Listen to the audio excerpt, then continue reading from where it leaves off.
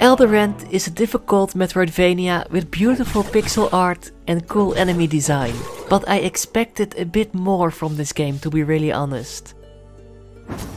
Don't get me wrong, it's absolutely not a bad game, but if I had to describe this game in one word, it would be safe.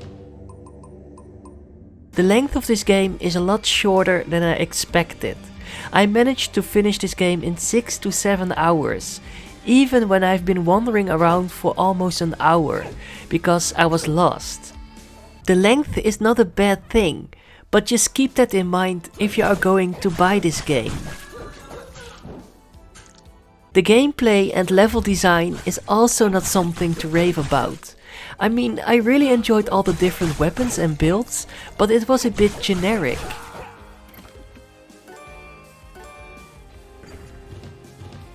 The gameplay is a lot of blocking or evading attacks and then you strike.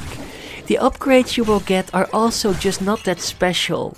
You've seen it thousands of times, like double jump, a mid-air dash and a grappling hook, for example. It all works fine, but it's sadly too safe for my liking. I was hoping for a bit more creative level design or more interesting upgrades, but like I said, it works fine, so I can't complain too much. One thing I really appreciate is the overall presentation, like the visuals, the world building, the sound design and the design of the monsters, but also of NPCs.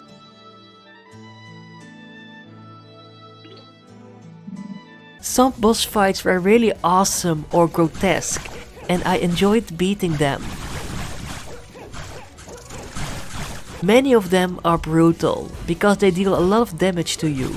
But with some strategy, I'm sure you will manage to beat all of them eventually. I'm really glad this game is not a Souls-like, because I have died a lot, especially in the beginning.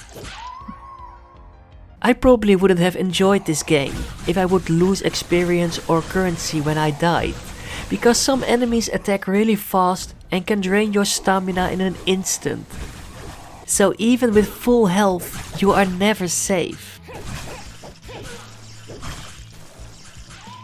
But because dying didn't really matter that much, I felt more safe exploring, and occasionally I just rushed through an area to find the next checkpoint. I'm also pretty sure I didn't always play this game in the right order, but I appreciate you have so much freedom to go your own way.